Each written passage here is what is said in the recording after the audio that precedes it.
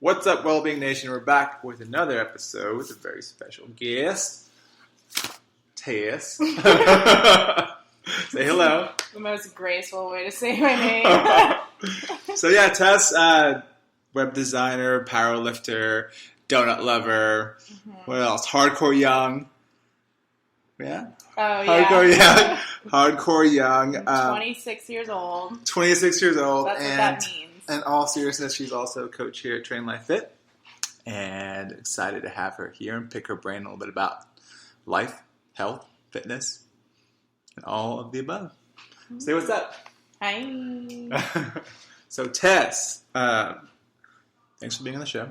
You're welcome. I really appreciate it. Mm-hmm. I always start the show off kind of talking about the person the best that I can, like with an intro, but I always like going with short little snippets before we get into the nitty gritty. But I wanted to ask you first and foremost, what got you into, I know we kind of talked about this before, but what got you into like health, fitness, lifting? Okay. Mm-hmm. Okay, so I would say, well, I mean, I grew up like kind of into sports, but I wouldn't say I was like athletic. I played tennis growing up and was really big into horseback riding, but I wouldn't say like, you know, you're in it because it's a sport, not for like health and fitness reasons. Then I think I took a good hiatus from anything really intense until after college. I graduated with a degree in graphic design and moved to New York City. And my first job was working at a bar studio, and that's B-A-R-R-E, so as in like ballet bar, called Physique 57, and loved it.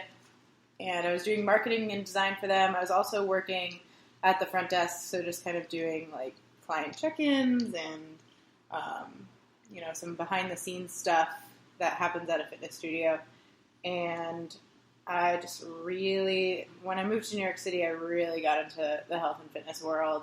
A, because of work, but B, because it was just like a huge stress reliever for me at the time, was to work out. And I think post-college too, I probably gained like, like no joke, probably like a good 10 pounds my like last semester of college. And not in a healthy way at all. So I had like a lot to work off. I lost a lot of weight, and I lost a lot of weight by doing, like, you know, paying attention more to my diet and also just working out every single day. There was not a day that I didn't work out, if not once, twice, or 3 times. So I got really into fitness then, and then fast track a couple years. I left that job, but then I got really into just the New York fitness scene in general is like huge. You can take any sort of class and workout that your mind can think of, including trampoline class. Like that's a thing that exists. Don't do it. But so yeah, and I got really into yoga and decided that well, I loved being a designer, and that is really a big passion of mine. I thought that I wanted to coach and wanted to teach and maybe be a trainer. So I started this process, and for step 1 was I got my yoga certification. So I'm a 200-hour certified yoga instructor. And I started teaching in New York, kind of on the side, outside of my 9-to-5. I would teach like 3 to 4 classes a week, sometimes less, sometimes more. And really love that. I really love to teach. And what else from there? I got a couple of side certifications, like little things.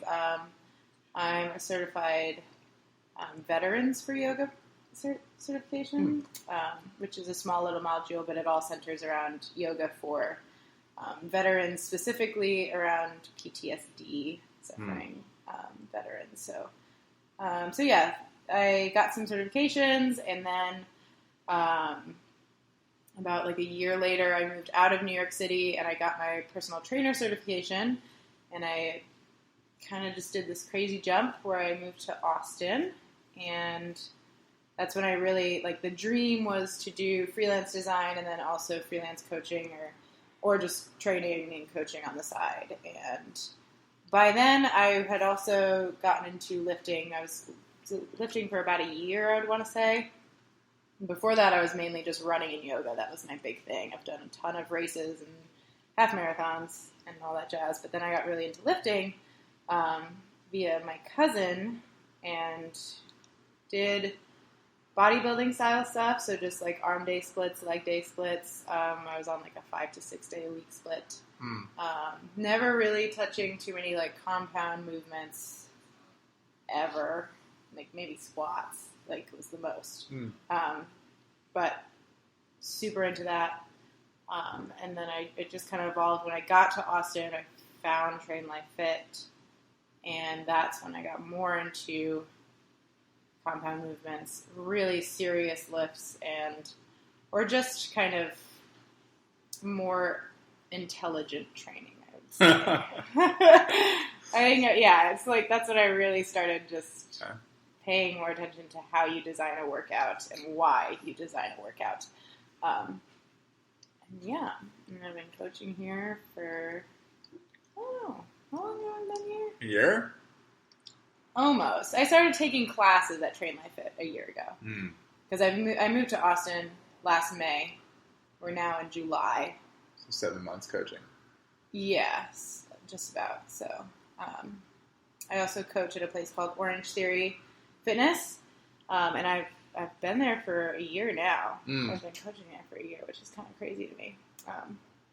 And both places are amazing. I really love both of my jobs. And yeah, do you want me to go into more or take it? Taking it back. Take it. Thanks for sharing that. I know it's like... That seems lengthy. I know it can be a lot to share, like your story, because there's always so many layers to it. Yeah. But I think it's... and for everyone, we all kind of have like this awakening moment. I'm sure everyone has it. Or some people just kind of get into it. But usually there's this kind of moment or trauma or something significant happens that just kind of wakes their asses up a little bit. And I think usually that's a big reason for people getting into what they do for their bodies, like taking care of their bodies, and having like a strong relationship with strong relationship with themselves to know what's going to be resourceful in the long run and what's not. So like, was there something for you that just like woke your ass up and was like, I got to do this. And if I don't do this, then, blah, blah, blah, blah. And like, it depends on who it is. Like some people wait till like they're 50 or 60 years old and like chronic stuff happens and then they just wake their ass up. And some people, like I have a client that's 15 is like, I have joint pain and I ache all day. If I don't do something now, like I'm going to be effed up by the time I'm like 30, 40. And like, I'm thinking like at that age, I wasn't even thinking about that. I was just freaking like just eating Cece's pizza and drinking soda and playing video games all day. The worst choices. Yeah. Right. I mean, like you're about to turn 27. You're 26.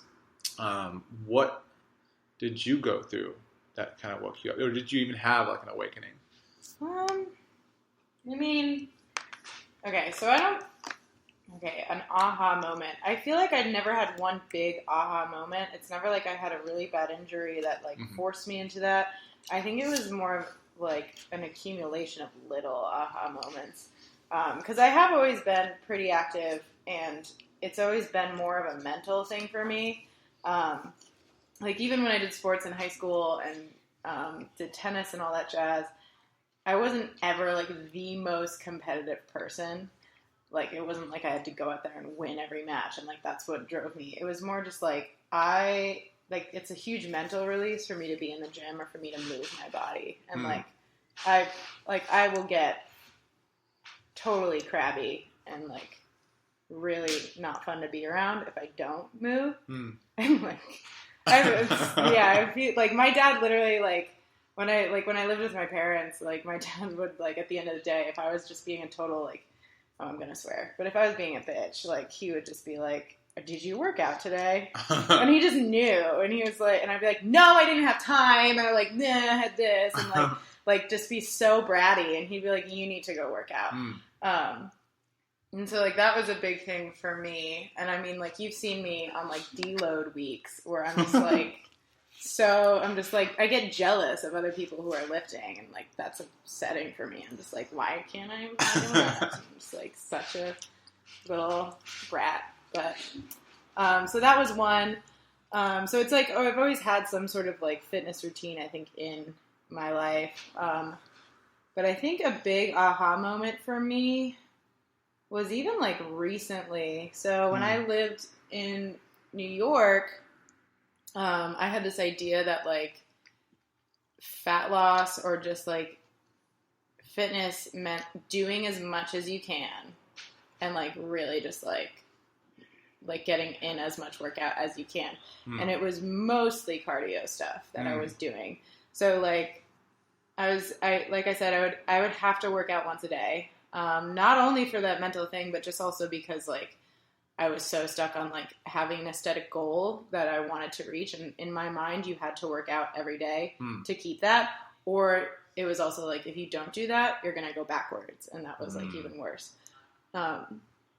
So I would work out every single day, mostly cardio stuff. And like, I would get so intense.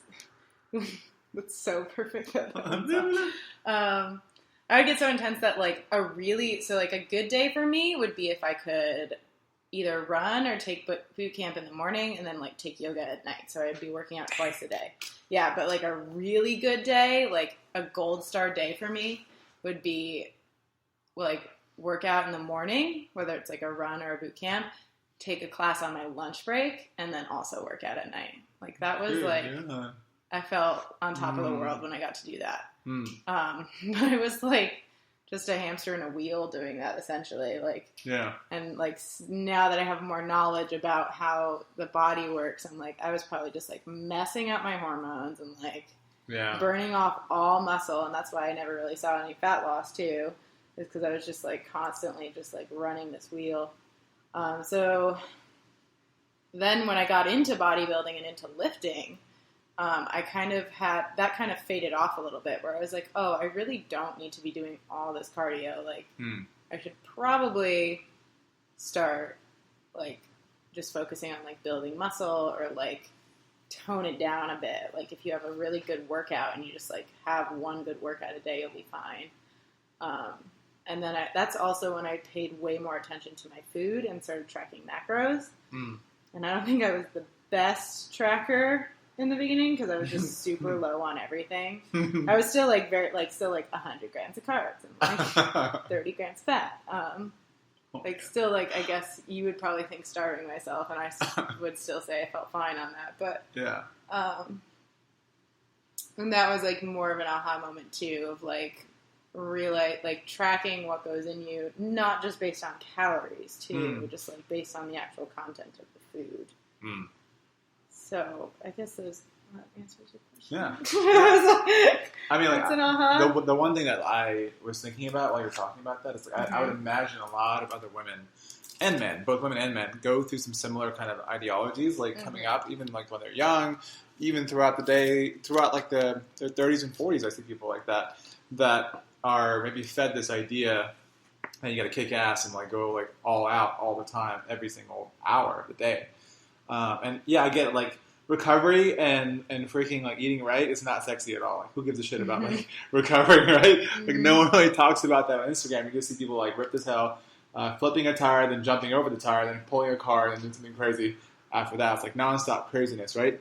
So like, I wonder, like for you, was there something that you were influenced by that like led you to train that way and eat that way? Yeah, I have to give all my credit to my cousin Laura. I really do. What up, Laura? Laura's like, she's like a sweet baby angel, and she's my best friend in life. But we've always been really close. But how I got into bodybuilding and how I got into lifting, the whole thing starts from her. And she started off. She's always been really athletic, but she did a figure competition a few years ago, and she's competed a few times, and she's done very well. And she would just, like, she held my hand through, like, everything almost. Like, I would text her, like, all the time and be like, what about this? Like, what about this? And blah, blah, blah. And she, like, sent me all these resources and all that. And so I think she was kind of, like, the push into being, like, you should stop running all the time. Like, she's literally told me before. And she's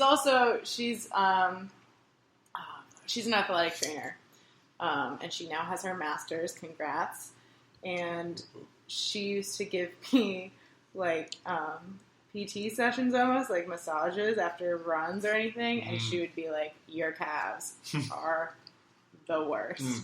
And so that's when I also realized, like, oh my God, like, I'm kind of beating myself up. Because she would just, like, give me, like, maybe 15-minute calf massages, and it would be, like, the most excruciating thing in the world. And I was like, oh my God, I'm really beating myself up. And I was going to physical therapy for, like, a hot second because I got, like, a minor, like, foot injury. I don't even remember what it was. But I started doing PT.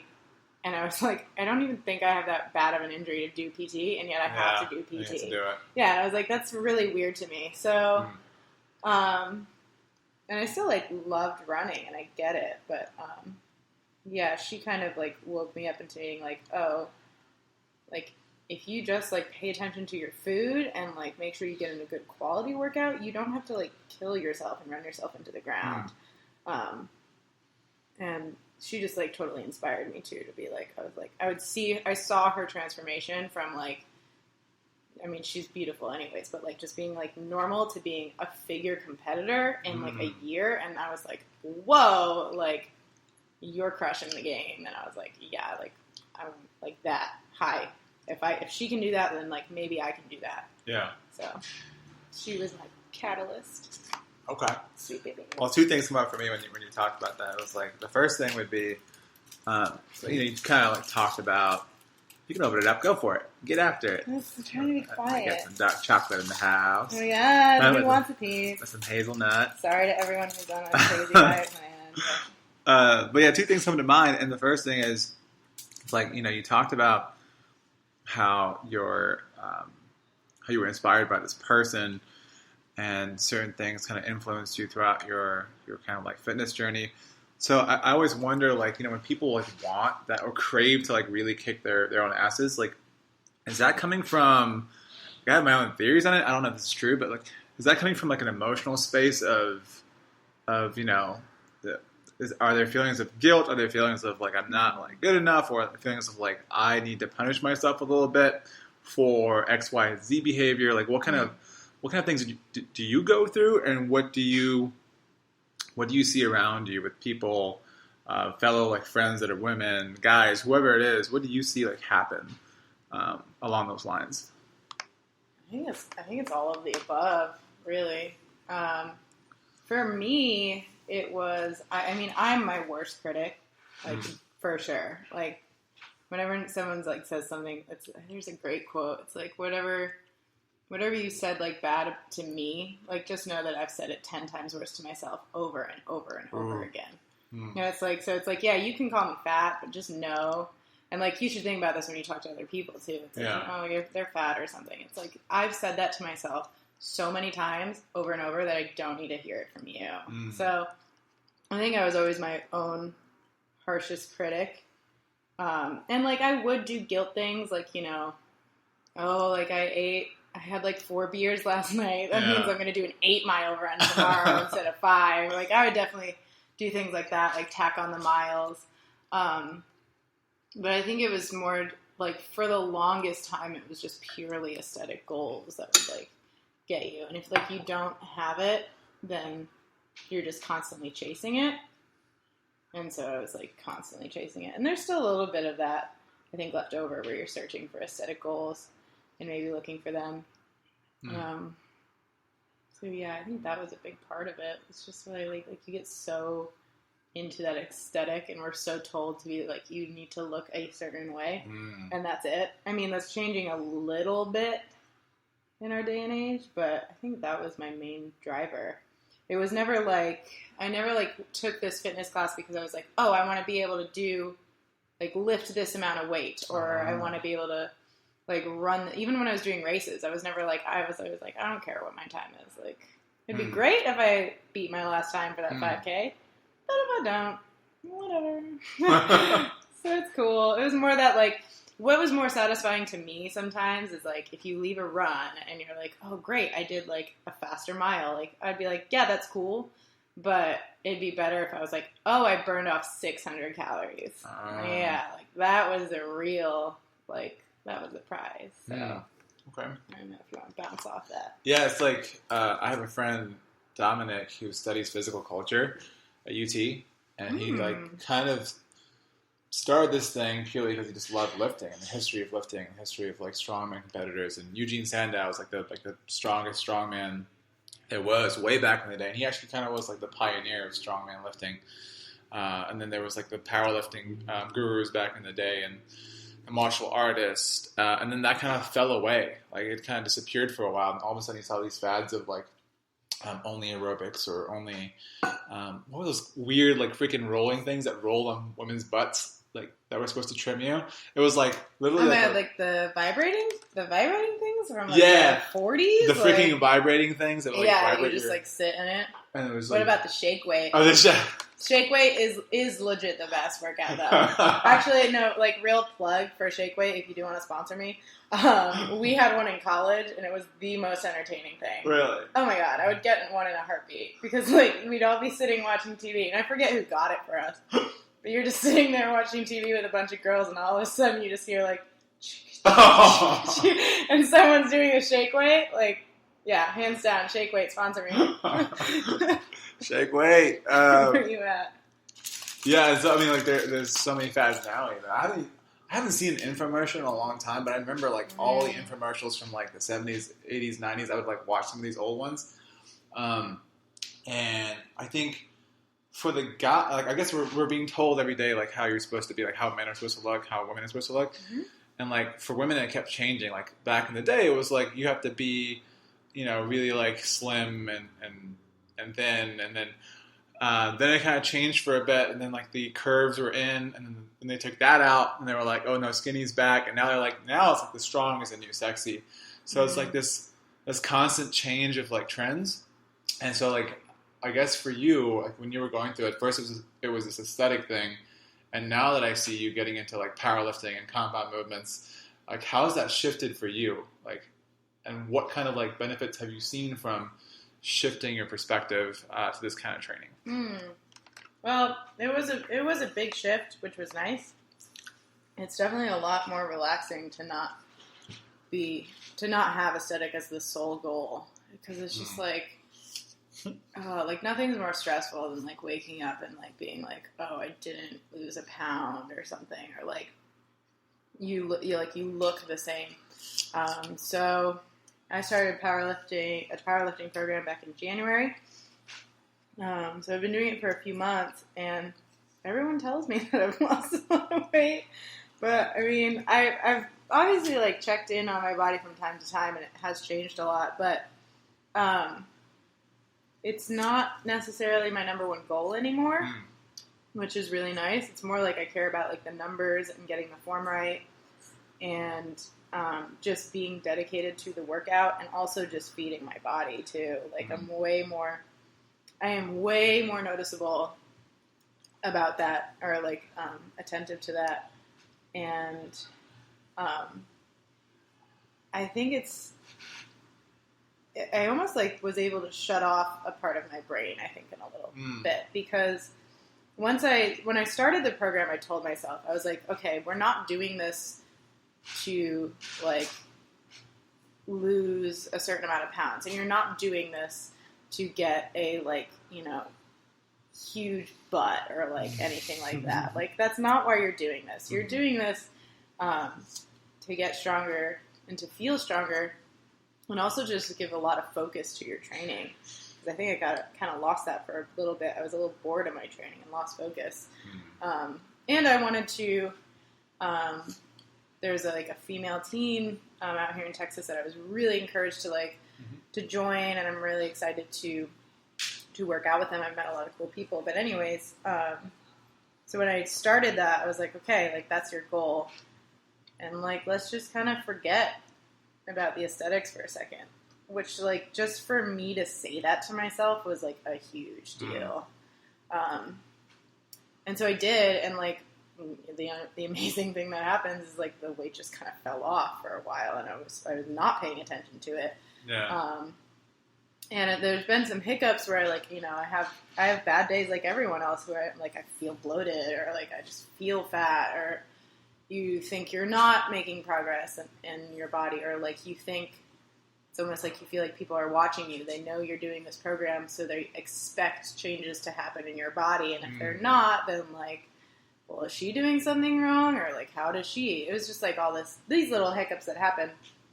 But in general, I've been able to kind of leave the aesthetics behind to put the numbers and the form first, which has been really nice. And that changed my nutrition hugely too, because there's been like, I mean, I track my nutrition pretty intensely now, and also like supplements and taking care of my body. But like something I realized recently too is like, it used to be if I had a day off, like I wasn't working out, I would almost starve myself, because it's like, you're not working out, so like you don't need this food. Like you're gonna have extra calories. Yeah. And if I did, then I'd beat myself up and punish myself the next day by like going super hard. And now I've kind of been like, no, you can eat on your day off. Like you can eat, and it's fine. And like if you go over your macros, it's not the end of the world. Yeah. And then this weird shift happened too, where it's like, if I have days where I do overeat, it's almost like I'd rather be overeating than undereating, which like never happened, because I'm more like, well, you know what? Maybe it's like, it's easy to gain fat and lose fat, that little fat that you gained, than to like lose muscle. Because I lost a lot of muscle recently, like just before I started this, and I like felt like garbage. So the fact that I would have in my mind like, no, you can eat this, and like, you might get a little bloated, but it's manageable. I guess that's a good word for it. It feels manageable now, where I'm like, I know what to do and what to expect, and like how to manage that. So, Okay. I guess that's a good change. All right. I think, with the human body, it's interesting. Like men and women, if you just look at our pure skeletons, you look at like our digits, you look at our toes. I think toes are weird, but like if you look at toes and fingers, and look at our elbows, just look at what's inherent in our design, and that's like to manipulate things, because your fingers like pull, push, whatever it is. Your toes are meant to like grip things too, and absorb force, and so we're obviously meant to do stuff, really cool things. And I think human beings, period, have some of the most complex movement capacities out there. In I guess in our observable species that are around us, like we have like the most complex level of movement that we can create, and the most intelligent level of movement also. Besides octopuses. Besides octopi. And octopuses, they're pretty crazy. They may have a speak. Yeah, but I think it's funny how culture has gotten in the way of, hey, women, you're not allowed to lift weights, because if you lift weights, what's going to happen? You're going to bulk up. You're going to bulk up and get super swole. And of course, like, as a coach now for you, and as like, a fellow lifter, a fellow muscle builder, a fellow human, it's I'm sure like you get it all the time. Like friends talking to you, possibly like family figures, whatever it is. Like, do you feel like you have people in your life, or people you've come across that have like doubted you in that sense? Like, oh, why are you lifting weights? Like, that's not the female thing to do. Mm-hmm. And how has that affected you? No. What have you said to it? More important. Oh, all the time. And, yeah, I mean, you get it all the time. Both as a coach and as someone who's doing this new powerlifting thing. I mean, as a coach, who I teach at two very different fitness places. Very different. I hear all the time, like, well, I don't want to grab a heavy weight because I don't want to bulk up. And you just want to shake the person and be like, do you realize how much you have to eat to do that? Like, you're like, grab a 15-pounder. Like, you can do it. Like, stop. So you get that, where it's like ladies don't want to bulk up, which is, I think, getting a little bit easier to talk down from the ledge about, or I might just be forcing people to do it. I'm pretty blunt. But, yeah, I get all the time, too, which I just realized, like, now that I've been doing this powerlifting program so many people have gone up to me and been like, it's crazy. You don't like look like a huge like lifter, or like you don't look like these girls on CrossFit and all that jazz. And I'm like, yeah. And it's just like, it's weird. It's always weird when you notice someone is noticing you so much. Yeah. That's always a little like alarming. But like people have this idea in their head that people who lift heavy weights, and I'm talking like big squats, deadlifts, that kind of thing, that they have this sort of like huge muscly look, when like if you really Google a lot of like powerlifting women, like I know a 16-year-old girl right now who she's like, you'd see her on the street, she just looks like a normal girl. She looks like a normal 16-year-old. You go up and you poke her quads and it's like a rock. It is like, it just feels like a cannon in there. So it's like, yeah, you can have a lot of muscle and like it doesn't necessarily give you this intense like look to you. Yeah. So like that's a weird comment that I get all the time. But like even, I mean, powerlifting in general, it's a very quiet sport. It's not super famed. So I think a lot of people, like my friends and family, don't necessarily even understand what I'm doing, so they can't even put a picture to it.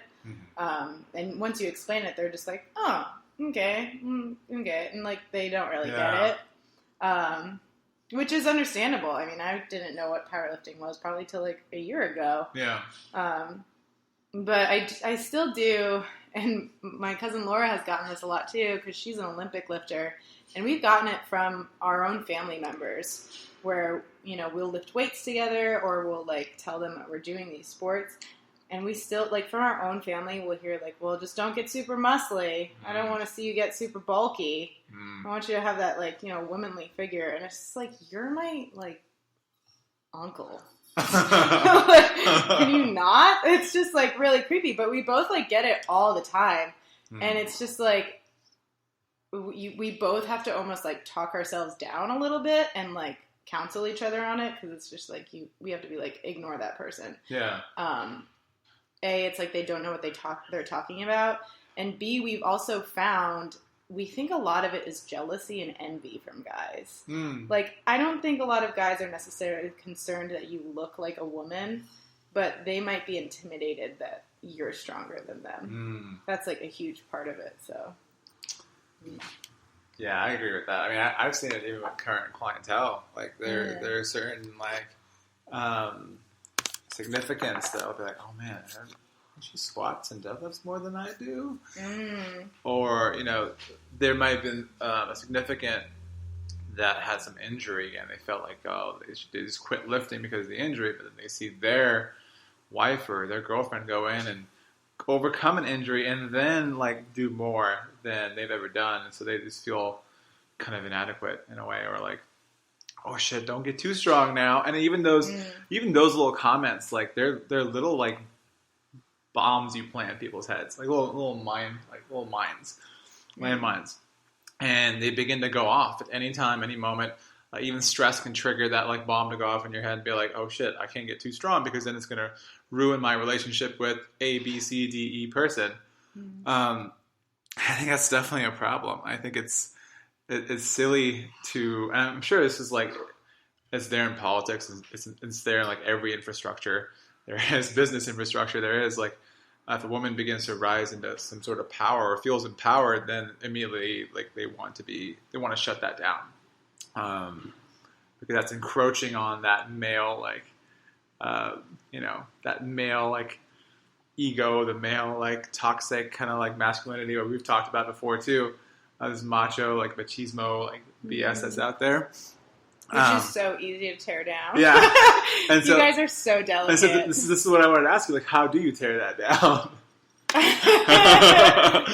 So we're in the same frequency. I'm usually a total bitch.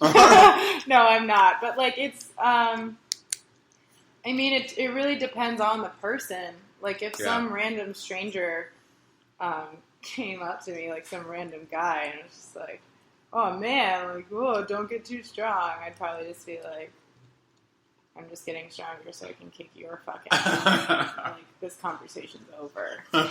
Like, I'm very easy to turn off and just be like, oh, wait, I'm going away. So that's a strategy. But it's also, like, I use it as fuel. It's almost like I think I kind of like it sometimes when someone's like, oh, no, well, you might not be able to do that. I'm like, okay, now watch me.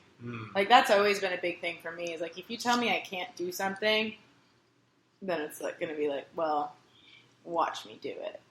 And I think that's almost one of the best actions you can take is, like, if someone is telling, like, say someone, like, a spouse or something, well, a spouse might be different, but, like, say you have a friend who's, like, very envious, and they're telling you, like, they're trying to tear you down by telling you either can't do something or, like, don't do it because you might look too bulky and, you know, no one likes a fucking muscly girl. It's like, well, just, like, do it and prove them wrong. And, like, you can speak in silence in a way.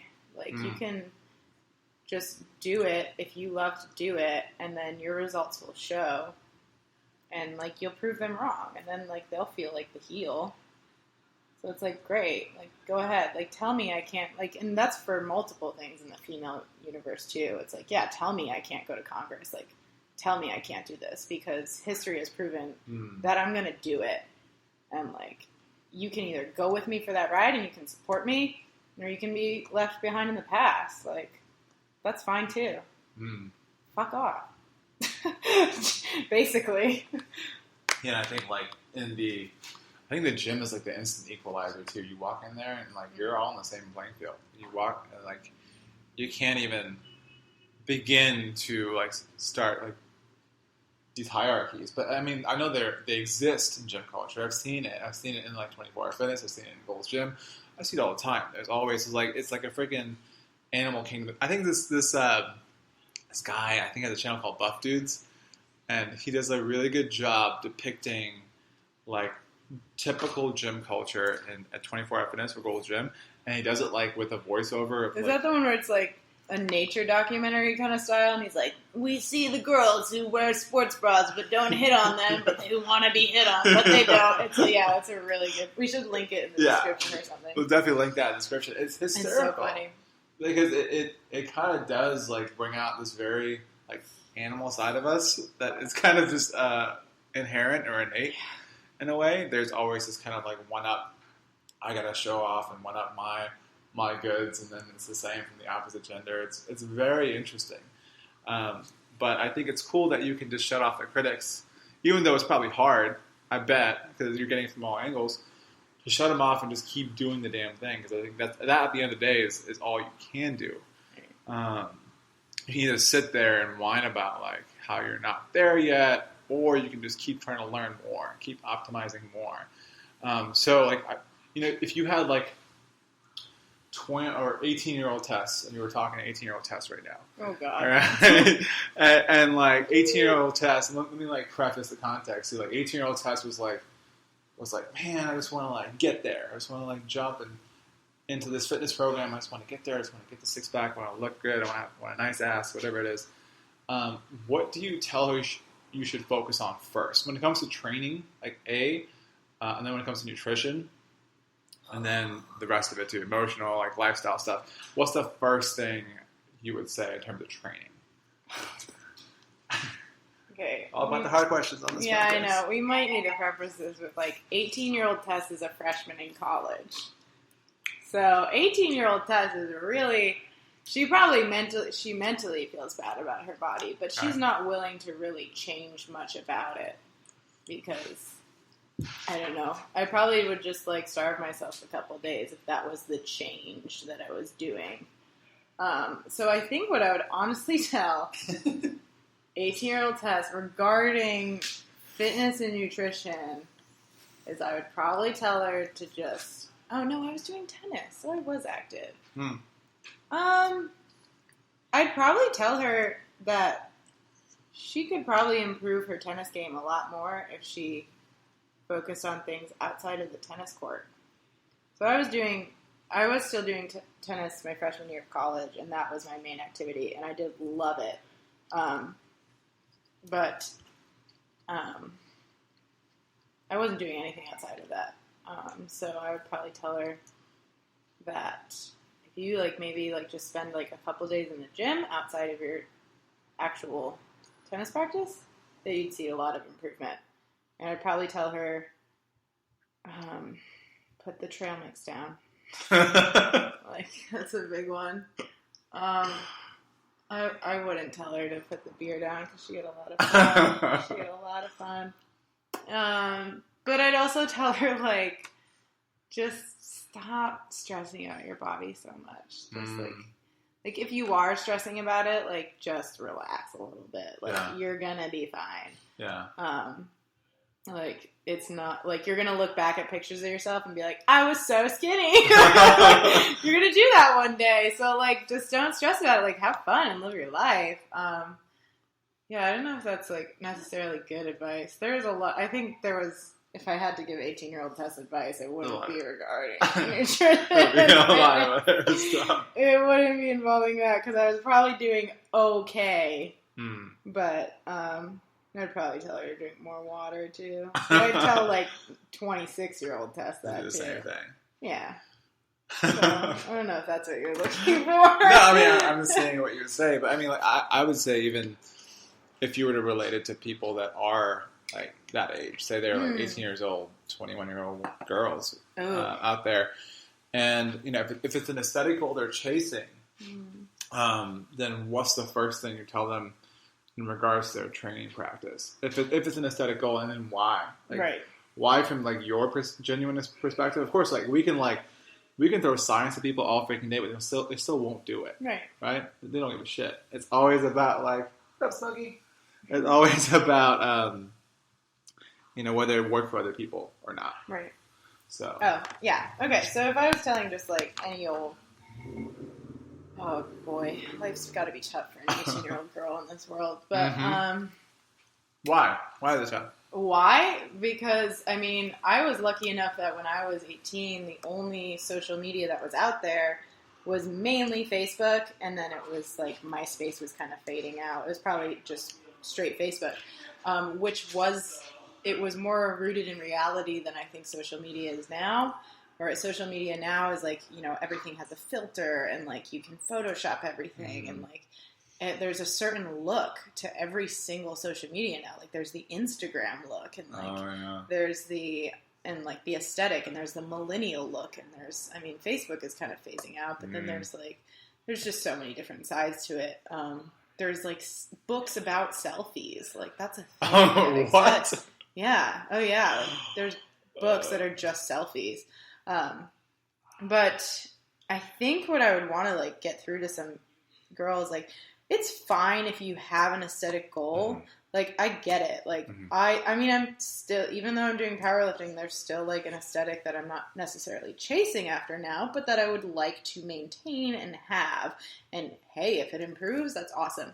But I would say you have to put something, like, there needs to be another goal attached to why you're in the gym than just, like, I want this tiny waist or I want this, like, you know, sculpted arms or something. Like, there has to be something more because you're never going to be satisfied if you're just chasing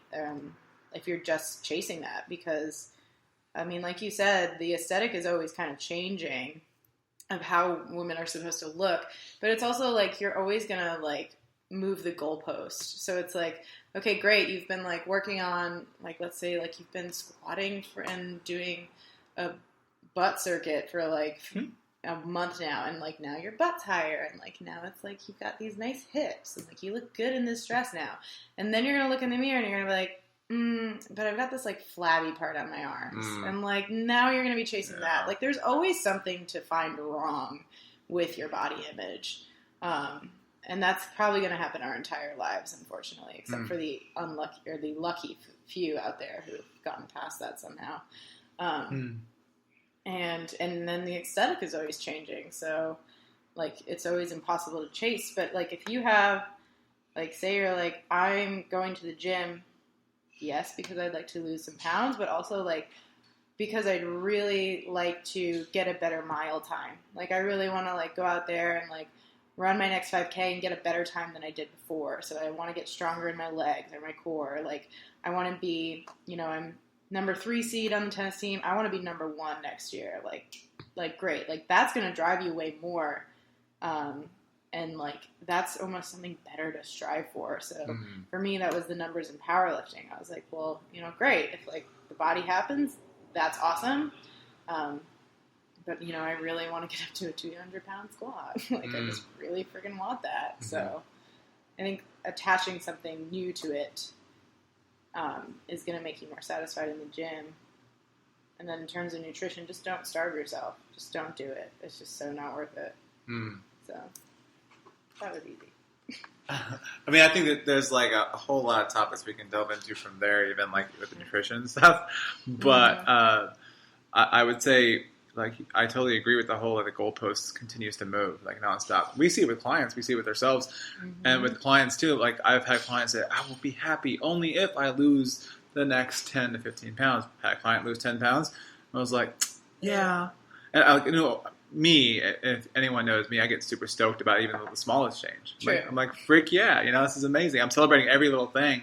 And to them, it's just like, man, I think you're more excited than I am. I'm like... I am, because I know like these things are a big deal. I know you're going to chase the next thing, which makes me excited. So you're going to stop like chasing this one like weight goal, and now you're going to be like, well, what else is there? Or I've had a client say, if I can get just 4 pull-ups, I'll be happy. Now he's doing like 10, and then he's like, well, now I got to get 15 because like the elite people do like 50 in a row. I'm like, you know, this is never going to end, right? Yeah. And like.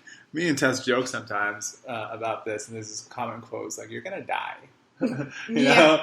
It's like, I think there's a Latin word called memento mori. It's like honor your mortality or realize your mortality. And there's so many things you can attach to that. But in regards to what we were talking about, it's like this process, whatever you're doing, is going to last till you literally die. The end game is death. So it's like, how do you want to proceed with that in mind, like with the whole memento mori? How do you want to proceed? And you can just continuously be chasing things, which I think is beneficial in some ways, because it gets people places. Like you're able to get to the next goal, you're able to move up in life. But then, like when the overstressing happens, I've seen people like even like incur disease states because they're so stressed out. I've even seen like the quote unquote fittest people on earth like still get like some chronic disease, cancer, something that's just really terrible. And so that kind of starts to bump up against everyone's like idea of like what health is too, because everyone's like, oh, if you're fit then you're healthy.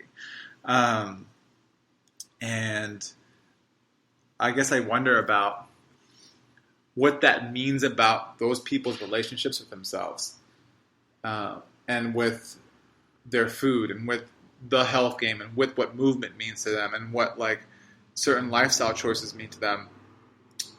And I wanted to ask you for yourself, like your relationship with these things that are supposedly supposed to make you healthier, happier, live longer, and enjoy a more like fruitful life, so to speak. Like, how do you even begin to like help people understand that these things will like help you enjoy your life more? And has it done that for you? Like, has it even done that for you? Or has it made you feel like I loathe this process the entire freaking time?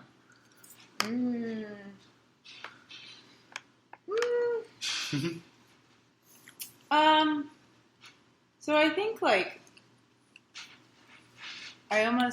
I think in terms of fitness and health and nutrition, improving your life, I always see my dad as like the best example of that. So my dad, I mean, he's an awesome person, obviously. I'm going to say that. But my dad is 75 now. I think, yeah, he's 75. He might have just turned 76. Sorry, Dad. But he's 76, and every time, he lives in Europe, so I don't see him that often, or like my family in general in the States doesn't see him that often. But every time he comes home, everyone is like, I cannot believe that man is in his 70s. Like, he just doesn't look it, doesn't act it. He's just in great shape, and like his hair just started to gray like this year, and it was like almost really alarming for me because I'm like, oh my god, my dad's gonna die one day. but he's always like, he's very fit and he's a healthy person, but he wasn't like really always that way. Right now, I mean, in his 70s, he bikes at least 3 miles a day. He does yoga every single day, and he's pretty in tune with his nutrition. He's not exactly like a super counting his macros kind of guy, but he eats whole foods, and he eats balanced meals, and he even like pays attention to the timing of his nutrition, which is a little strange. Granted, this man can eat a pint of Haagen-Dazs in one sitting, easy, like hands down. He lives his life. He enjoys it. But he's more mindful of like what he's eating, and he's very active, and it shows. And when he was, oh gosh, I have no idea how old he was, but I was young, and he went to the doctor, and he had like super high cholesterol and like really bad, like danger. He went on Lipitor for a while, and he was on Lipitor for a while, and he was still kind of like, this was back when he could eat a pint in a night, and he would just do that. He would just go through ice cream like it's no big deal, and it started to back up and hurt him, and so he was on Lipitor for a while, and then I think he just had an aha moment where he was like, oh, I can probably not be on this medication if I just start being active and healthy. And he did, and hasn't touched Lipitor for over a decade. And he's seen health and fitness as a way to like fix a problem rather than to mask it off. So like when he started having back problems, that's when he started doing yoga, and it works for him. He does it every day. And the fact that he's active and pays attention to how his body feels and how to feed his body enables him to have this like really ambitious life at 76. I mean, he lives in America for half the year and Europe for the other half, and he does everything. Like, I can take him to the gym with me and know that he's going to be fine, that he's not going to like be huffing and puffing. Or like I take him on hikes, or like we go boating and like kayaking and all that jazz. And like the fact that I can do that with my dad at 76 like makes me so happy. And it makes him happy too. And like I think it's just, he's really like kind of gone through this cycle where health and fitness has made his life better. In ways that he might probably not even realize. But you know, if he was 76 and not feeling his best and on all these medications and like still eating like crap and not working out, I highly doubt that he would be able to do a 12-hour plane ride back and forth from Europe to the States. I don't think that would happen for him. But he can do it, and he can do it fine. So that's like a really big influence. He's kind of like an inspiration in that fact that I'm like, oh yeah, I want to keep doing this because, hey, I'm probably never going to have to go on Lipitor. Like, I'm probably never going to have to do that if I just keep up with this. Like, hopefully, I mean, you never know when the big C is going to whack you in the face, but, like, fingers crossed. So, yeah, that's a big part of it. Yeah, so, I mean, like, in that case, like, it relates to people that are, you know, like, how do they want to age, so to speak? They want to age gracefully. Do they want to age, like, in an empowered way?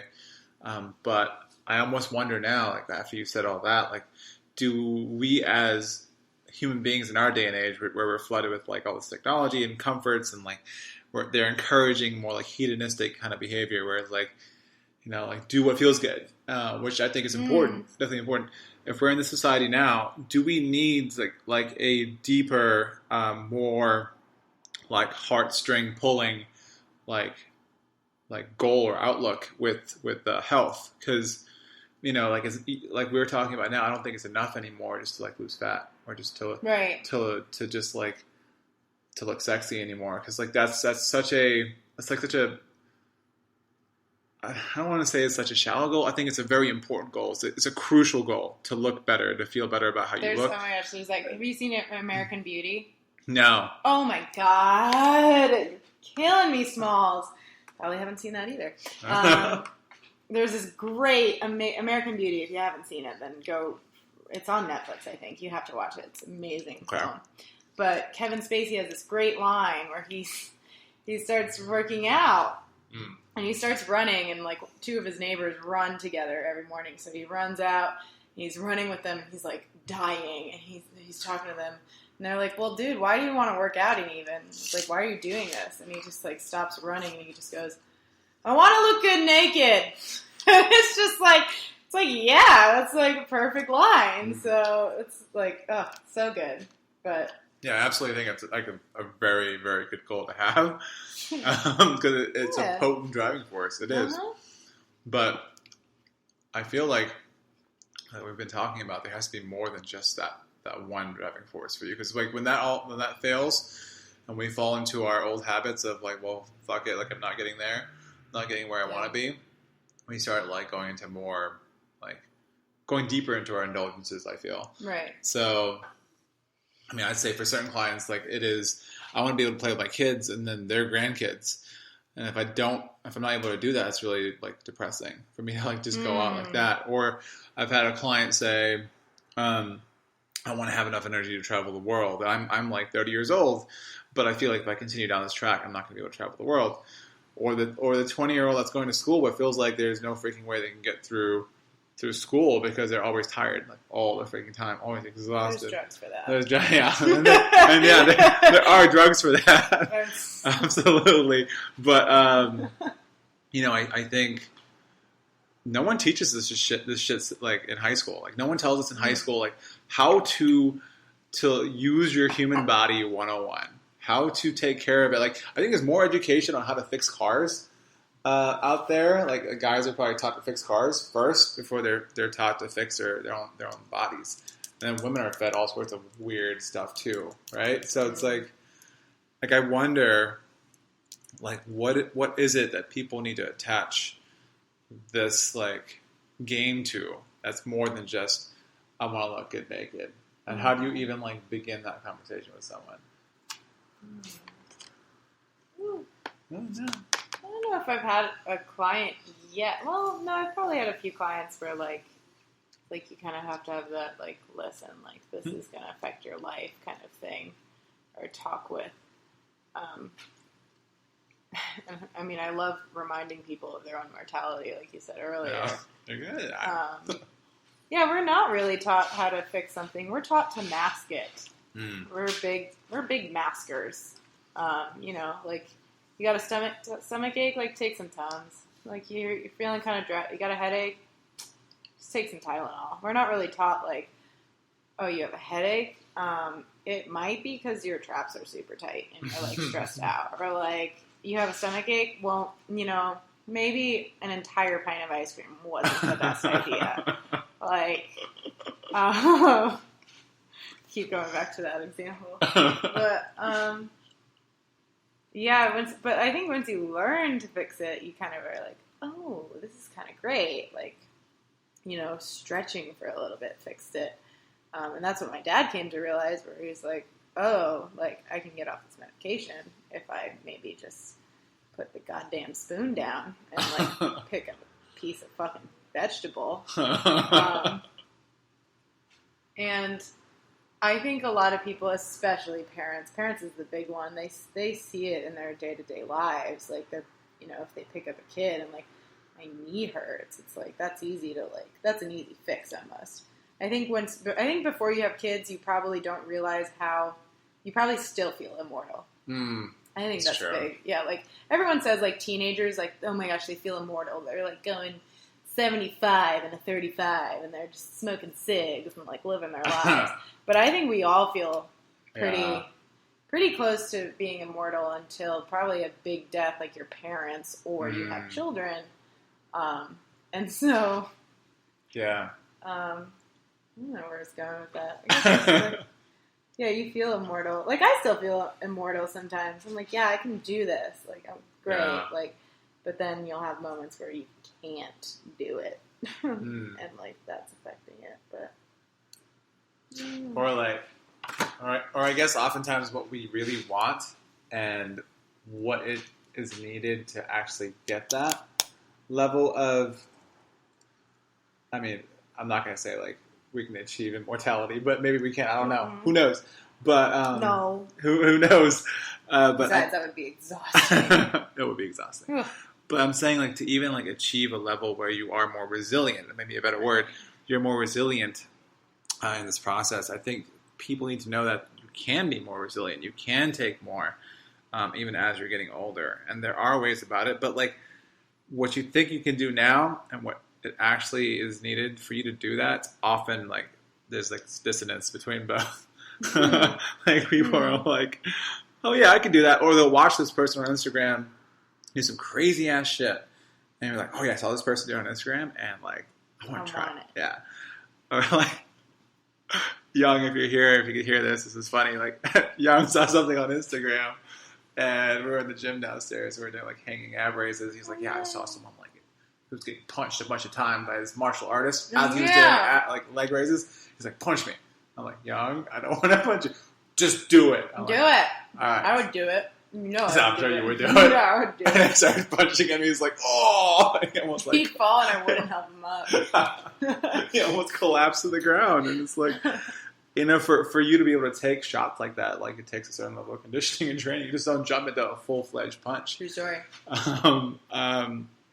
So that brings me to the next point, which I think is really key. Like, how is like you like really working on technique on your movements? How's that like changed your results, both aesthetically, but also like just the way you feel, performance-wise, body resilience, all that? Well, I mean, I'm not hurting myself. That's the biggest thing. Yay. And I'm like a big sorry, someone I like just texted me. Oh. No, I'm like a big pusher, and I'm also a what's the word? I'll like hide stuff and hide pain as long as I can, and like I'll do it if that means that I'm gonna succeed. So something could be hurting in my lift, and I just probably won't even mention it because I want to lift it. I want to lift it. I want to get to that number. And I know that if I tell Sumer, like, oh, I don't know, my low back is hurting, he's going to, like, take me off and, like, make me do this little thing and this little thing. And, yes, it will feel better, but he'll probably be like, you shouldn't go above this today. And then I'll be like, well, I'm not getting my goal for today then, and that sucks. So I think in the very, very beginning of my powerlifting training, I would do this. Is I, like, and a good example is, like, my deadlift, which is, like, probably one of my best lifts, but I would still... As I was getting to a certain weight lift, I would start to use my back a little bit, and I would have this low back pain the next day. I would feel fine during the lift, but then the next day I'd wake up and like my low back would kill me. And that's a huge mistake in the deadlift across the board. Whether you're trying to powerlift or just lifting in general. And I would just like suffer through it and be like, no, well, fine. Like, this is, you know, we're going to change it next time, but for now, just suck it up. And there's like a couple little tweaks that'll happen in my body, but now like that I'm in more of the second phase of my training and I've kind of gotten a little smarter of how I'm approaching this training. I'm a little more serious. I'm not ignoring those things and I'm trying to perfect that form and like trying to get those little cues down, before I attempt to go even heavier. And that's preventing injury. Like, I mean, I've only been in it for like a week now, but I haven't really felt any sort of pain from doing this. And I think that's also a big misconception in lifting in general. Like, I hear it from my mom all the time. Like, I'll tell her what I'm doing, and she's like, well, you're going to feel like crap when you're like 60 or something. She's like, well, be careful because, you know, you're going to hurt yourself. Or like, humans aren't meant to do that. She literally told me that once. And I was like, okay, settle down. But I just don't think that's true. Cause like I'm doing it properly and I'm doing it with good form and I'm eating right and I'm protecting my body. And it's like, I think I'm going to be fine when I'm older. I'm really not concerned about it. But that is because I'm taking the time to work on it. If I was going out there and deadlifting with a round spine and I'm just like, you know, throwing my back out every time, then yeah, I'm going to get injured. And like, that's going to affect me now and later. So dialing in all those cues and like taking my time with it is preventing injury both now and then. So, and I guess like aside from even injury, because like people may even hear that, right? Because I mean, I love it. I love the fact that you're staying resilient throughout this, but like people may hear what you just said and said that, well, that's just like, that sounds like kind of just rehabby. Like I just want to train. And so, I mean, I've heard people say this to me before, and they pay the price later. But irrespective of that, like I almost believe, and I wonder how this has changed your like belief systems with training and strength and performance. Like I almost believe that performance is the capacity to, or performance is basically at the peak of your wellness. So if you're feeling like shit, feeling like crap, and you wonder why you can't perform in the gym, it's because you're not well. If your joints have no integrity, to me it means that you're not strong, and that's a hard. And most people look at that and be like, oh, that's not true. Like strong just means I can push a lot of weight. But to me, it's like, can you do it without pain? And instead, you can do it with more recruitment for more muscle groups, for more like body parts that need to be engaged. So, like, do you feel like now as you're focusing harder on cues and activating certain muscles that you're getting stronger faster, and that your aesthetics are changing in a different way? There's certain cues that once I dialed them in, it was like the weight just flew up. It was like easy. And then there's certain lifts where like I haven't gotten it down yet and it's just stayed stagnant. So I think people who go in there and like force it out and they're like, I just want to bench press like, 125 right now, like just gonna jump into it. Like you'll find yourself getting stuck because like you can only do that for so long before like something's got to give, and either you're gonna get injured or you're gonna get stuck at a certain weight and you won't go further. It's also interesting what you said, like how some people like just need to lift, and they just want it. They're just like, I want to train. And I think that's important as a trainer. You need to recognize that in your client because of, like I was saying earlier, of that mental release. Like there are some days where I come into the gym and I'm just like, listen, like I just need to lift. Like I just need to do it. And like I can recognize that in my clients and I let them do it. And I'm like, there might be some things that like they're tweaking a little bit or like doesn't look right, and I'll fix it and I'll give them cues, but I'm not going to give them like an hour lecture on it because that's not what they're here for right now. Yeah. They're just not. And like they need to get this out. They need to do this. Maybe they just had a really bad day. They got in a fight with someone, or they're just feeling crappy, and like you need to do it. So like recognize that you should have some days where you're like, I just need to lift, get this out of my system, but that it should also be a knowledgeable process for you, and that you should have, like, your training should be intelligent, like I was saying earlier. Like, you should be thinking about what you're doing rather than just going in there and throwing it around, like, because that's what equals success, is when you're actually, like, realizing what your body's doing and realizing what your body's feeling in everything you do, not making it passive, basically. Yeah, I can definitely like agree with the whole idea of sometimes you just need to come in there and like let those emotions channel through your movement and let it out. It's like very cathartic to let those things out. I think also it probably evolves for a lot of people. It changes constantly. Like in the beginning, you may walk in with this idea that I just need to like always do it this way, or I need to train hard like this, and then I need to recover like this, or I do mobility for like 5 hours, and I need to do this, and then it changes all of a sudden. And it's like I don't need that much mobility. I just need to activate more. I need to train harder. I need to focus on really delving in like my sets and reps better. And then from there it changes again. Like maybe I need to incorporate movements other than just a compound list. Like maybe I need to get on the rings, or maybe I have to like invert myself. Maybe I'll get like a stronger whatever. Maybe I need to actually deload. maybe Tess needs to actually deload. Yeah, actually need to put down. And like there are periods of like I almost want to say like it's flux. Like seasons. Like we can go. There's micro seasons. Like seasons where you train hard for 3 days straight, you probably need to recover really hard. And that's like the micro season within the week. And then there's like the seasons of like the grander scale of training. Like you train hard for 3 weeks and then you got to deload for the 4th week. And that's just to let your nervous system calm down a little bit. And then you go even further where shit in your life is hitting the fan constantly. Like maybe you can't train as hard because it's adding more stress to your body. And so maybe you have to throw in more like walking, more yoga, more deep breathing, just like hiking. And then when the season's correct to go nuts again, you can.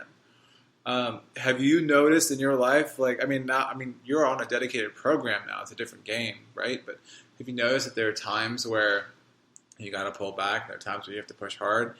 And then there are times where you want to kill it, but you can't. How do you deal with all that?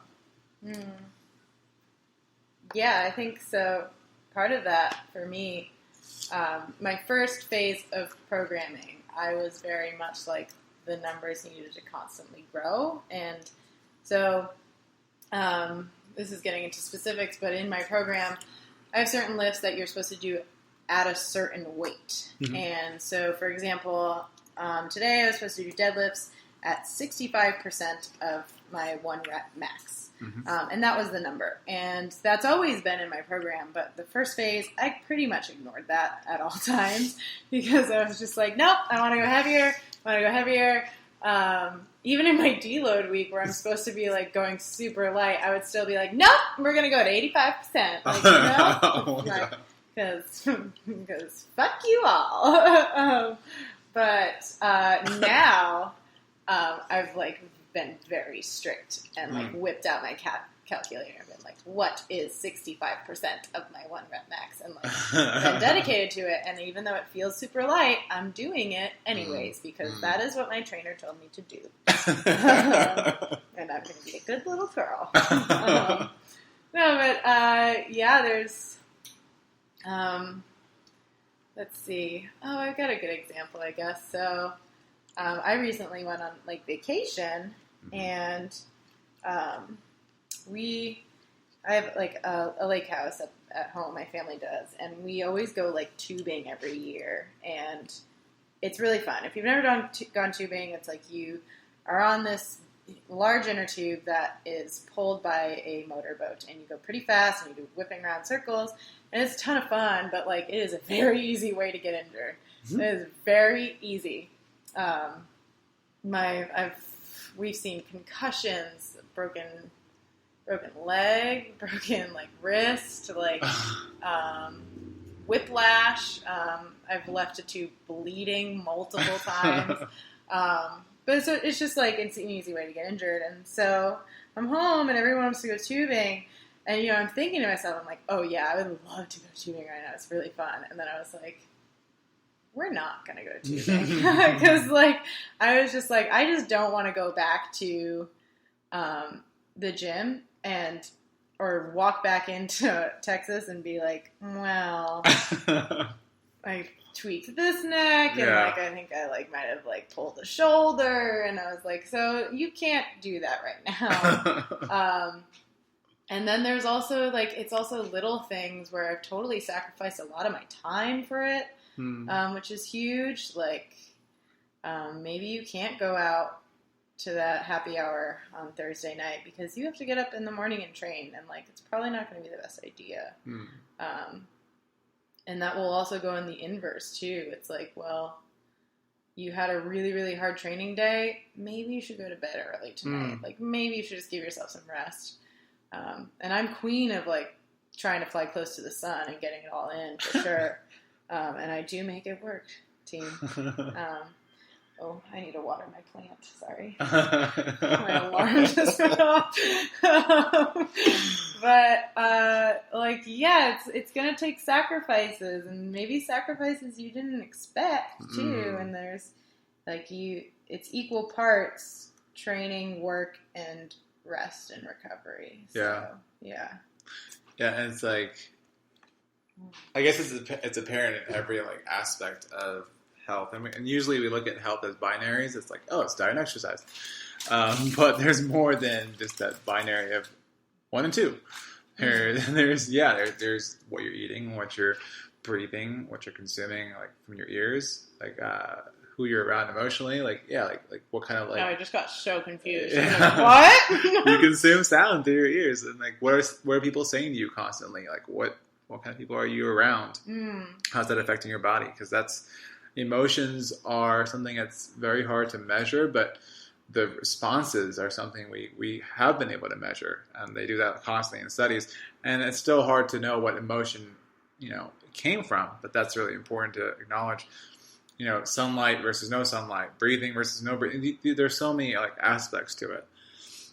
But I think, what's kind of interesting to me is that we talk about these seasons, like of when you have to hit hard, when you have to back off, and like if you do intelligent training, you see it in there too. So you see like there's 50% of your max, there's 65% of your max, and then there's like 80% of your max where you're like really pushing. And this kind of brings me to like a really important point. Like, we have this brain, we have the spinal cord, and then the brain like has a bunch of nerves that like fall into your spinal cord. Your spinal cord like has branches that fall into your limbs, right? So we're obviously this like electrical system that's always either like sending signals to one place or sending signals back.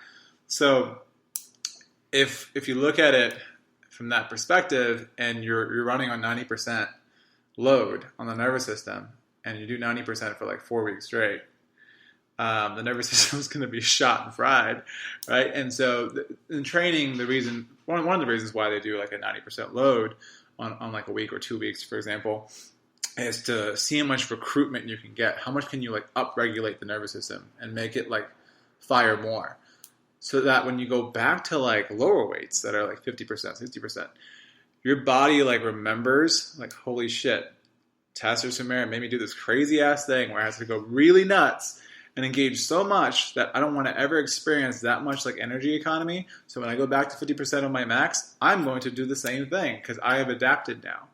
So, however, it's going to be very hard for the body to even adapt if you're always at 90%. If you go at 90%, your nervous system changes, you go back to 50, your body's like, oh, now I know how to handle weight. I can change that. And then I can build more muscle fibers through going to a lower percentage, because it's a hypertrophy phase where you're building muscle. And then I come back to the nervous system again, and it just keeps going back and forth. Now we can get into more nitty gritty, but that's just like the micro perspective of training. You extrapolate that into like everything else in your life, it's the same. So you can look at it either in a micro stage or a macro stage, and it's like all the same. It's kind of like going on vacation. So like, I think we've all gone on a vacation that you've just needed. Like you've been working for such a long time, and you go on a trip, and then you come back and you're like, oh, I'm kind of ready to work. Me and my friend Julia just discussed this. We're like, we're kind of excited to get back to work. And I think it's the same thing in training and dieting too, especially. But like sometimes you need to give yourself that break. You need to give yourself that rest and recovery, so that you're amped to get back and like you're ready to like get better, get stronger, stick to your diet, that kind of thing. And I get clients all the time. I get clients who they're like, oh, I'm going on this cruise, like what should I eat? Or like, can you email me some homework or like some workouts to do? And I've told my clients, I tell them like, I mean, yeah, but no. So I usually will tell them, and I just had a client she went on vacation, and she was like, will you email me homework? And I was like, I'll email you like daily homework, but like little things like, push-ups or like roll out your shoulders. But I was like, I just don't want you to be in the gym. I told her straight. I was like, you're on vacation. Like you need that reset. Yeah. I was like, go for a walk, or like, go for a walk with your husband, or like, go for a swim with like, your friends. Like be active. Like don't be like sitting on a couch and like, guzzling Cheetos, but like at the same time, like you're on vacation, like go enjoy yourself. And it's the same thing kind of with diet too. Like you can go on vacation, and trust me, I just did this. Like you cannot stick to your diet, but you're going to get back and you're going to feel better. You're going to feel like you didn't waste your time counting out everything and like, you know, you gave yourself that break and like, it's fine. You went away for a week. You're not going to like totally disrupt all your progress. So, and that's kind of like the deload week that you're mentioning too, is like in my head, I was like, well, deload, like that means I'm like, which by the way, deload is like you're saying, you drop the weights down a bit to reset your nervous system. And in my head, I was like, first of all, I fucked my nervous system in college plenty, so like there's no hope from a deload week. But second of all, like I'm too strong for that. Like I don't even need that. Like no, what are you talking about? My body needs to like recover from all this. I'm just gonna keep climbing up. Yeah, and I'm like that's fine. All the way up. Yeah, it's like there's only one way but up. So, but now like that I did take that break and I'm back in training. Like it feels so much better. And I literally texted you like the day I got back. I was like. Yeah. It just feels so good to squat again. I was like, this feels great. Like, I don't feel like it's a fight with myself. And, like, I feel like I can kind of, like, focus more and, like, dial it in and enjoy it more. So. I'm sure there are also, like a lot of factors that are probably, like, contributing to why that happens. Like, I'm sure we can study that. Mm-hmm. But, I mean, purely from an intuitive sense, I think it's great. And I think I remember listening to this from somebody who was talking about like I think it was Dr. Rhonda Patrick, who's this PhD researcher and studies like all this stuff that we're seeing in the fitness world that a lot of times don't get much funding because it doesn't have much to do with like pharma or the medical industry. But now it's changing, and she studies all these processes. And she was saying that you think muscle building happens like in we often think muscle building happens in a short time frame, but it's always longer than we think. And so actually, like by us even like training really hard for a while and then taking some time off, we may realize even after the trip, after not eating like the best, we come back, we may even look better. It's kind of a weird phenomenon. I don't know if people have experienced this before, but I've seen it with certain clients. I don't know if you have. But you've trained so freaking hard for a long time, and obviously that training has to consolidate over a long time and accumulate, and kind of accumulate like a trigger or a stimulus to your body. Like, I want you to change, or obviously telling it to change. And over time, if that's consistent enough, the body's like, yeah, I am going to freaking change. And she has been giving me like the nutrients to do so, so I'm going to do it. Have you like experienced that yourself or with other people? Yeah, I mean, hugely with myself. I was talking about that earlier in powerlifting when it just like feels like the weight fell off. And like, yeah, it's like when I do really dial in everything. So like on the days that my nutrition is very spot on and I got an adequate amount of sleep and I'm not stressed out and I've done mobility. Those training days are like pretty great, and it's not even necessarily that I get a PR those days, but like you just make it through the entire workout, and you have a good time doing it. On days that I can tell that it's like really bad, usually like my warm up will take like an hour or more, and like. I find that I'm like constantly having to like interrupt myself to like turn something on or like like to fix something that should normally come naturally and normally does. And then compared to those days that are like just spot on, it's like it's great. And I mean, yeah, I've definitely totally like gone in for a lift like after I've gone out drinking or something, and like everyone's like done that where you're just like you feel like garbage but you get through it. And like I'm lucky that I'm mentally tough enough to do that, but I know plenty of people here and other places, other gyms that they can't do that. But like we've seen people like they can't get through a warm-up. It's like they're just like it's like they just can't even do it, and it's like it's sad to watch. It actually is. It's pretty sad to watch to just be like, because you see someone's potential and you're just like, you're just shooting yourself in the foot. And like me, myself, I'm very much like, I'm probably the most like easy to cut someone off here, or I have the least empathy, I would say. I'm a nice person, but I do have a problem with empathy, whereas like, I'll be like, well, you made your bed, sit in it, like, sit in it, like, that's fine. But, so yeah, like, you can tell, the days that you have it spot on, the days that you don't, and everything's dialed in, so.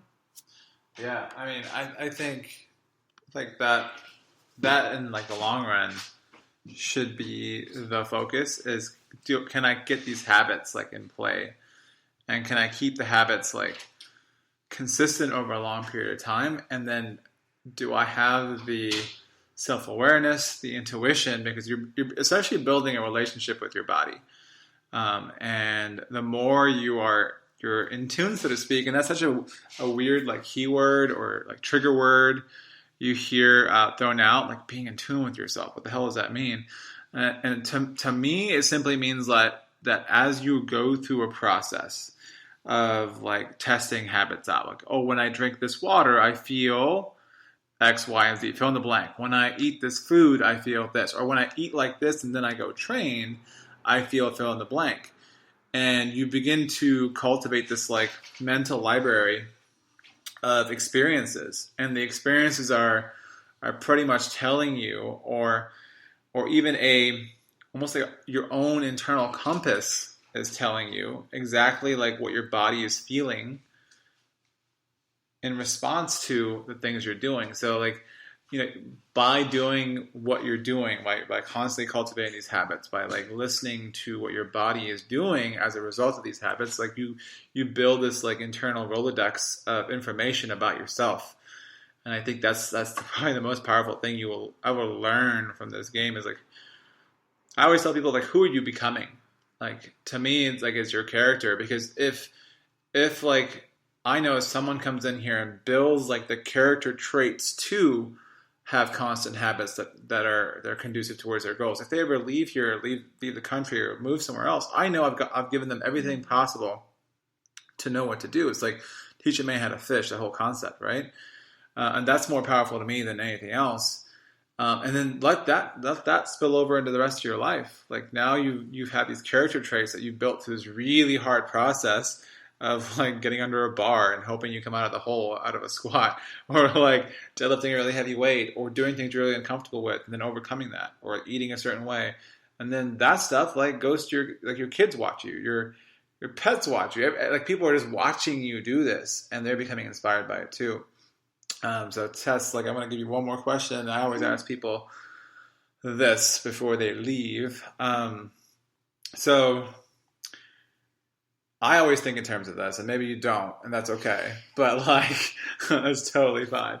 But if you were to know that, like, what you're doing right now will impact, like, 7 generations from now, like, whatever you're doing, and say these people are watching you, whatever's happening, like, what would you want to leave as, like, a legacy? And legacy doesn't have to be huge. It can be, like, the smallest thing. Or what do you want to be remembered by? What do you want people to gather from you? About how you live your life, all of that. 7 generations, you would affect that many people. I think it has nothing to do with training. And I'm a trainer. That's fine. It really doesn't. Like, if I think what I want people to, like, say about me at my funeral kind of thing, I'd love for people to be like, I mean, she flew close to the sun.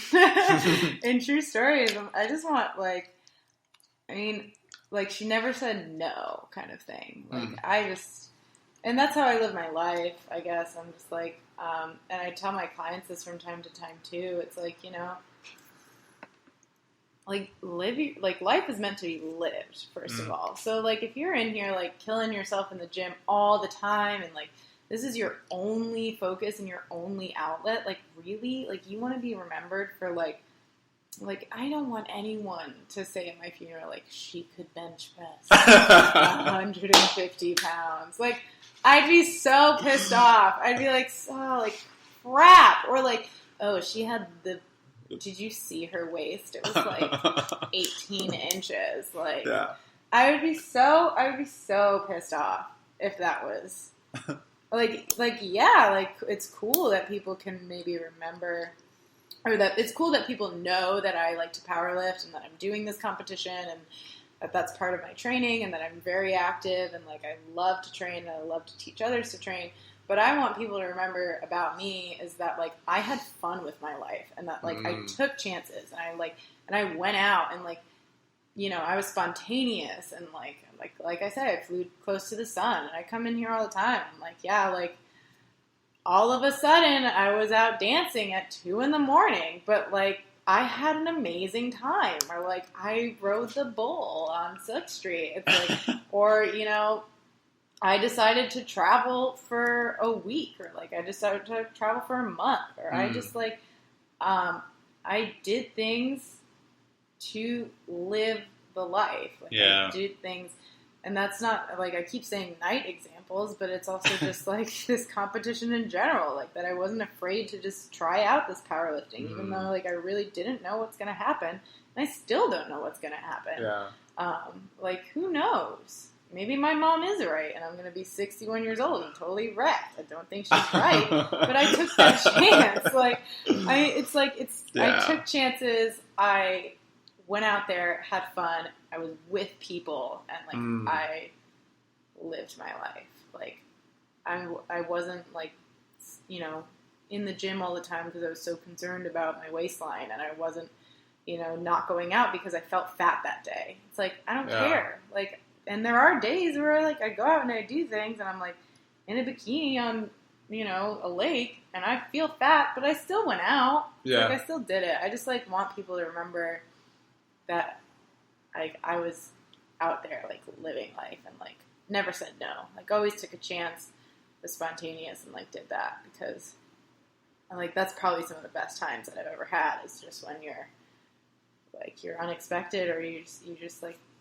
go out there and do it and, like, don't, like, say, like, oh, I'm just tired tonight, or, like, no, it's, like, you don't know what's going to happen that day, that night, and, like, you won't know if you say no to it, so that's what I want people, like, I want my tombstone to read, she flew close to the sun. She flew close to the sun. No, I love that. I think it's like and that's a really important topic she brought up. It's like you can't let, like, six-pack abs define you. You can't do that shit because that. I mean, it's nice to have, like, you know, for sure, it's fucking awesome to have, but you can't let that define the rest of your life. And I think it is a balance of you know, doing that. And I think, like Tess was saying, like, just unabashedly doing what your heart desires is amazing, right? And then just honoring the fact that you do have a human form is also a great thing. So you can keep doing those freaking awesome things. You can keep flying close to the sun and know you can come back and be like, I can do it again because I know how to take care of myself. We should also, like, we should probably redo this in, like, you know, I don't know, 10 years when I have kids. Might be a little different then, but for now, I'm 26 and what's the aggressively young? Yeah, no, hardcore young, as one of our clients, young, yeah. Kevin has mentioned. And I think it's gonna keep changing, and that's the beauty of it.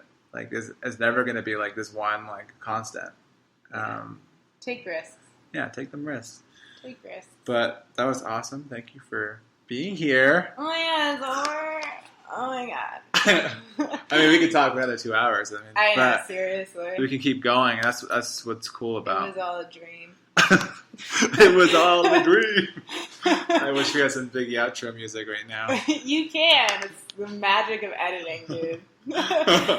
But watch out for copyright. Yeah, it's true. Take a risk. Wait a second. But we'd love to have you again for part 2 and talk about more stuff. This is just the beginning. But thank you so much for being here. Thank you. And I want to see you again. Peace out, Wellbeing Nation. Okay.